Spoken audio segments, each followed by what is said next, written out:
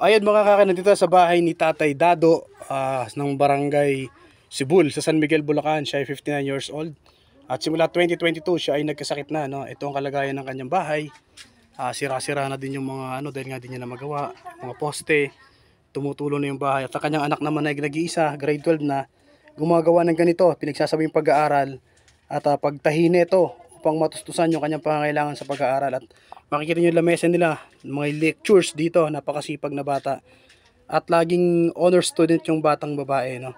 Si tatay nga pala, may karamdaman, may pa-second opinion. Di mawari, meron siyang sugat sa tiyan. Tay, patingin ako. Ayan o. Yan. May sugat sa tiyan na minsan dyan lumalabas yung kanin, yung butil ng kanin, tay. Butil ng kanin mga kakakin. Kaya hindi mawari ng doktor kung anong sakit, ang dami nang ginagawa. Pero sana mga kakakin, tulungan natin sila, ang kanyang pamilya. Dito na yung kalagayan ng kanilang din bahay, tagpi-tagpi. At sana mabigyan natin siya ng pampuhunan. Ayun yung kanilang makina, si nanay nagtatahi ng mga doormat. Kaya kaso wala na silang pampuhunan gawa ng nagamit na sa gamot ng tatay. Ayun, sana tulungan natin sila mga kaakin.